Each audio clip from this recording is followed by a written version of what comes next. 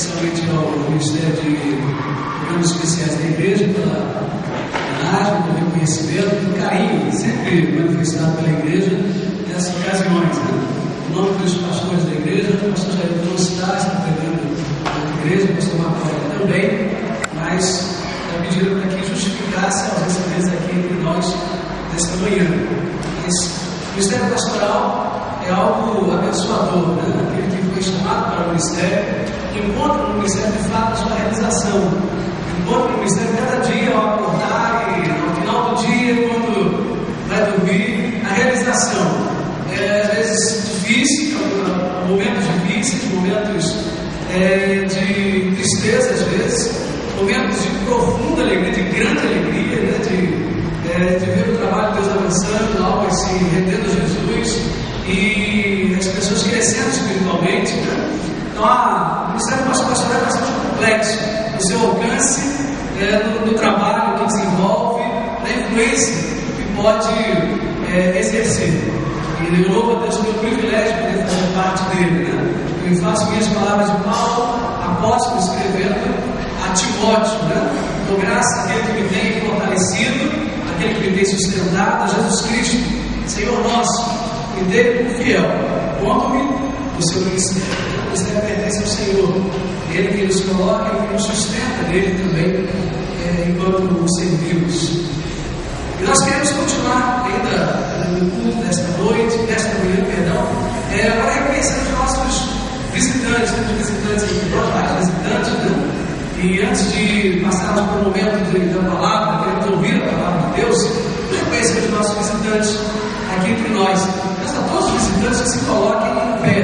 Se ele faz parte de uma igreja evangélica, mas talvez ainda não faça parte da família de Deus, fique em pé, por gentileza, vários irmãos lá atrás também, aqui à frente, no meio desse lugar, do lado de lá.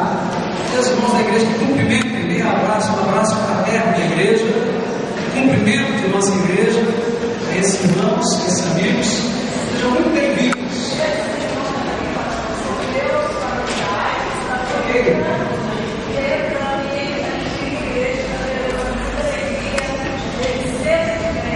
Qual é a igreja de Itaperuna? Segunda de Itaperuna, ótimo. Essa cara, Deus abençoe. Primeira de Teresópolis, a igreja da nossa família de Teresópolis. Nossa família de Teresópolis tem essa primeira igreja.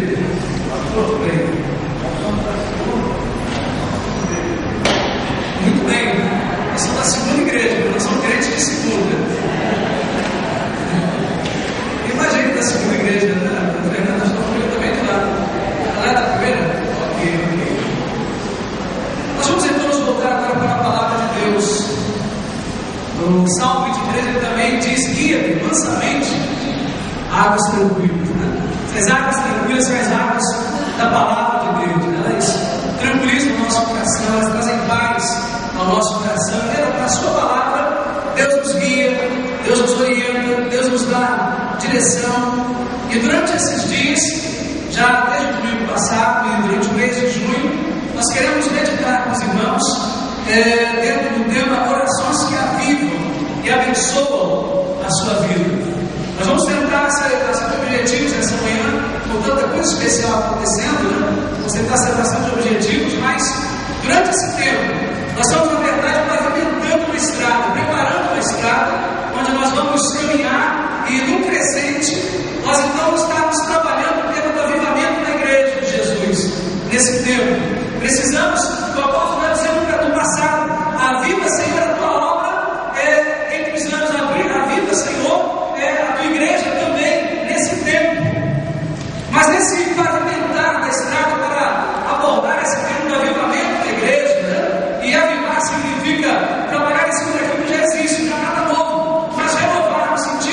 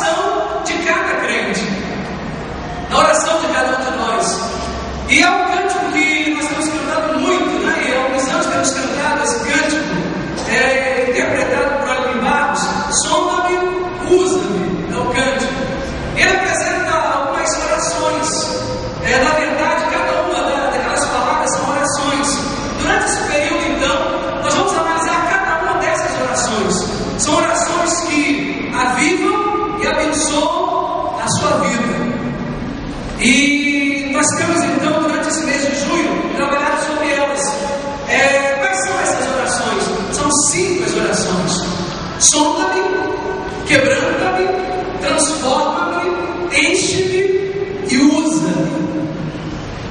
Orações que, com certeza, Deus gostaria de ouvir.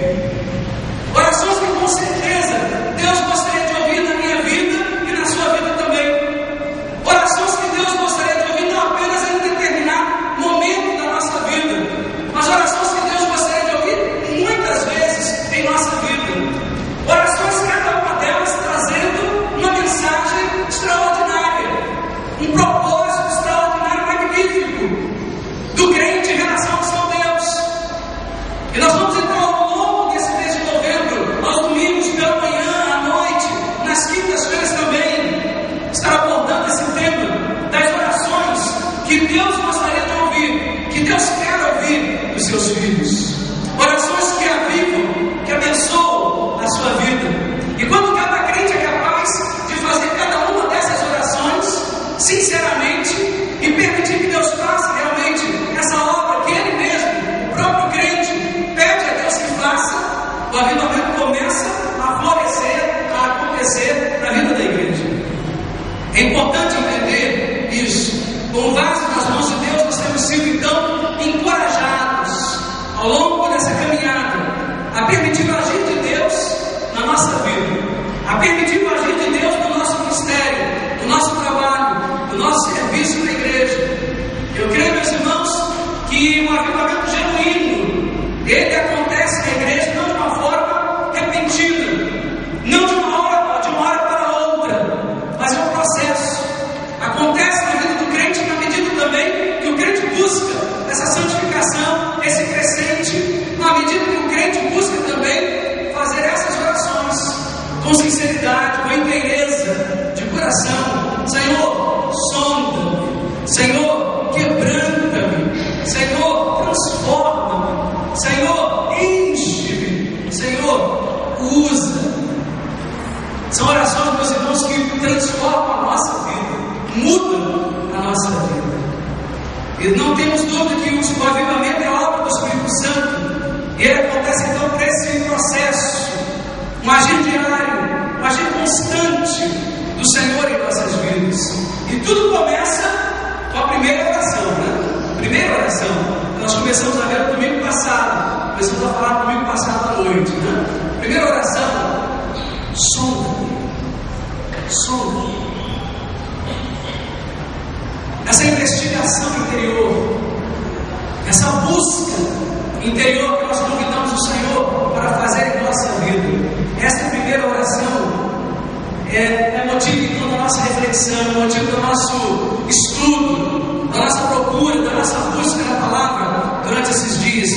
Mas para que Deus me sonde, algumas atitudes precisam ser tomadas, alguns passos precisam ser dados para que Deus faça essa investigação, para que Deus faça esse exame, essa sondagem em nossas vidas e em nosso coração. A primeira delas, a primeira atitude que precisamos tomar é que nós devemos abrir o nosso coração. A primeira atitude que eu devo tomar para que Deus realmente me sonde. Eu devo abrir o meu coração. Ou seja, eu devo permitir isso. O salmista, no Salmo 139, que é o salmo da nossa reflexão desses dias, ele diz, logo no primeiro verso, vamos ver lá? Pode avançar no slide seguinte, não vamos ler o texto todo dessa vez. Para você à noite, não vamos ler o texto todo. É só o slide seguinte,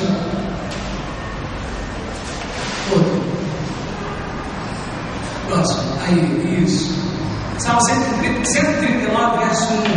Ele diz: sonda-me, ó Deus, e conhece o meu coração. O salmista, então, meus irmãos, ele coloca diante de Deus de uma forma clara o seu desejo de que Deus faça uma procura, uma busca na sua vida. Sonda-me, investiga, perscruta o meu coração, vá fundo no meu coração, examina o meu coração, né? É a atitude de quem deseja ser transformado, é a atitude clara de quem não deseja esconder mais nada diante de Deus.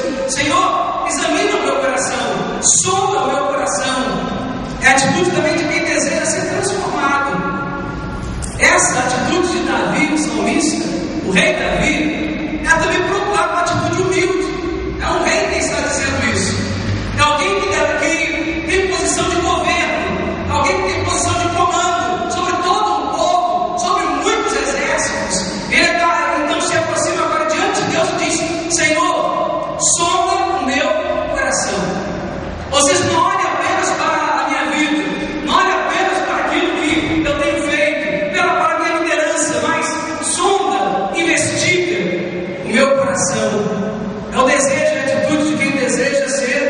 transformado.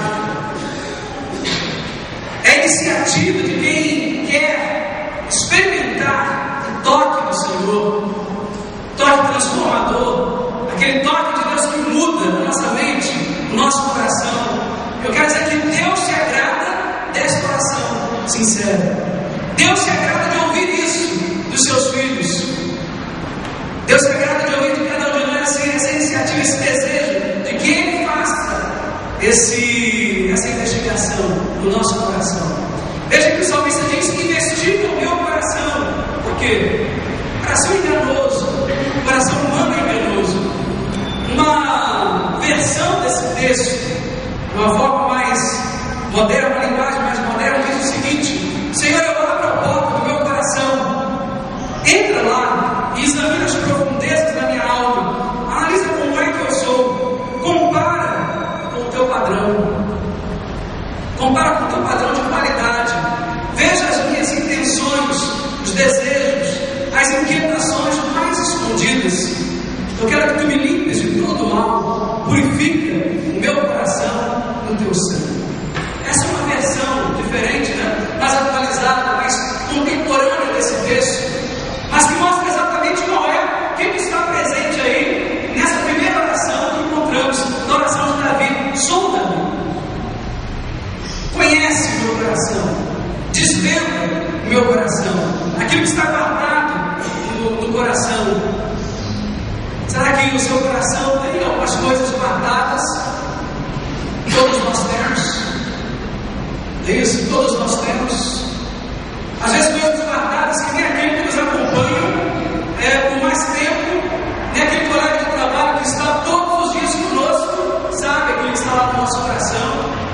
Nem o esposo que dorme ao lado ali na cama sabe todas as coisas que estão guardadas no seu coração. Nem a esposa conhece talvez todos os segredos do coração. Será que seu coração tem guardado amarguras, rancor, ressentimento, ódio? Quem sabe o ressentimento contra alguma pessoa próxima, ciúmes, orgulho, rebeldia, indiferença, ganância, sentimento possessivo sobre pessoas, aquele desejo de manipular, de controlar todas as coisas e as pessoas que estão ao redor. Como estão esses relacionamentos? Será que nós temos liberado perdão quando isso se faz necessário? Vai sondando, vai buscando, né? Vai trazendo à tona, pedindo a Deus para buscar isso. Senhor, sonda o meu coração, desvenda esses segredos guardados. O diabo, para a maioria dos crentes, está atuando apenas no exterior, mais distante. Alguns crentes veem a realidade dos embates e das investidas do maligno como algo distante, mas algumas vezes ele já tem plantado a semente, e a semente da amargura, a semente do rancor, a semente da inveja, do ciúme, no coração do crente. E dando lugar, essa semente germina, cresce, produz fruto, aparecem os resultados dessa semeadura do inimigo. Enquanto pensamos que ele não está agindo, na verdade as coisas estão acontecendo. Ele vai então plantando a sua semente dentro da vida, do coração, influenciando, tocando a alma do crente, até uma hora em que explode, essa realidade se torna visível e então pode ser percebida em nossas vidas. Deixe que Deus entre lá no íntimo do seu coração, no íntimo da sua vida, que Ele vai sondando, buscando. Essa é a primeira oração, né? Sonda-me, Senhor. Essa atitude para que Deus sonde, eu preciso que você abra o seu coração, você permita que Deus faça esse trabalho. Segunda atitude, se desejamos que Deus de fato sonde o nosso coração, se essa é uma oração sincera, eu preciso submeter os meus pensamentos a Ele. Salmo 139, verso 1, Davi diz: não apenas para sondar o seu coração, mas também os seus pensamentos, né? Conhece os meus pensamentos. Por onde tem andado? minha mente. Ela está de fato cativa ao Senhor Jesus. Mentes cativas, presas, ligadas, conectadas ao Senhor Jesus. Isso significa alinhar o seu pensamento com o pensamento de Deus. Veja que o texto diz: sonda, Senhor, examina os meus pensamentos, os meus sentimentos, os meus sonhos, tudo que passa pela minha cabeça, para ver se é digno de tua presença. Essa é uma versão bem contemporânea desse texto, né? Muito interessante, muito mais clara para nós, para o nosso entendimento. O maior campo de batalha que nós travamos é exatamente na nossa mente. Você pode ir ao tratativo que diz que você não pode impedir que um passarinho pouse na sua cabeça, né? Você pode impedir que ele faça o quê? Faça um ninho, né? Que ele venha, pouse muitas vezes e com facilidade, e ali já faça também a sua casa. Então, o maior campo de batalha acontece exatamente na nossa mente. Pensamentos negativos, pensamentos nocivos. Rejeite todos esses pensamentos. Pensamentos de derrota, de morte, de traição, de lascívia, de maldade, pensamentos de rebeldia, pensamentos de vingança, né? Quantas pessoas ficam dioturnamente pensando um pouco no lugar, né? Não fez isso, mas eu vou fazer aquilo ainda mais pesado. Isso faz mal ao seu coração. Antes de fazer qualquer mal, ou já está fazendo mal ao coração daquele que acha que pensa. Os pensamentos, por outro lado, meus amados irmãos, o que é grave também, talvez mais grave, os pensamentos determinam a atitude, né? Os pensamentos determinam a atitude. Tudo começa no pensamento, tudo começa num projeto, num plano que desencadeia uma atitude. O elemento quando sai para assaltar, como temos visto em assaltos, aqueles terríveis lá em São Paulo, né? Que acabam corpos incendiados, né? Uma coisa terrível que temos acompanhado pela televisão. Tudo começa com um planejamento. Em algum momento ele pensou, maquinou e depois realizou aquilo que foi pensado. Os pensamentos então determinam atitudes. Então, a segunda coisa importante para que Deus sonde os nossos corações, para que essa obra, esse avivamento na nossa vida, ele aconteça. Em primeiro lugar, é preciso que essa oração aconteça na nossa vida. Sonda, meu Deus. Mas para que Deus sonde, é preciso que os nossos pensamentos também estejam cativos ao Senhor, estejam submetidos a Ele. Em terceiro lugar, para que Deus me sonde, você farei também a correção do Senhor. Salmo 139, verso 24 diz: vê se há em mim algum caminho perverso. Vê se há em mim algum caminho perverso. Essa não é uma oração tão fácil de fazer, porque muitas vezes nos enganamos, nos iludimos. Às vezes até sabemos que alguma coisa não está bem, alguma coisa não está batendo com o padrão que Deus gostaria, de vida que Deus gostaria que nós vivêssemos. Mas às vezes preferimos nos iludir dizendo que não, está tudo bem, quando não está tudo bem. Colocamos máscaras e tentamos esconder as nossas falhas, os nossos erros, os nossos pecados. Deus irá responder a essa oração. Ele responde às nossas orações, e às vezes pode usar pessoas, pode usar circunstâncias, qualquer coisa, mas de alguma forma Ele vai nos falar, vai nos mostrar, vai nos trazer de volta ao padrão, à referência que devemos estar atentos. E a nossa palavra é: deixe Deus sondar, deixe Deus fazer a sua sondagem e mostrar o caminho, ou os caminhos que você tem percorrido. Deixe Deus fazer a sondagem, deixe Deus mostrar qual o caminho direito, qual a vereda da justiça que precisa ser caminhada, palmilhada. Será que são caminhos, os caminhos que temos percorrido, será que são caminhos, ou têm sido caminhos de paz, de santidade, de fé, de amor, de alegria, de comunhão com Deus e com o seu povo?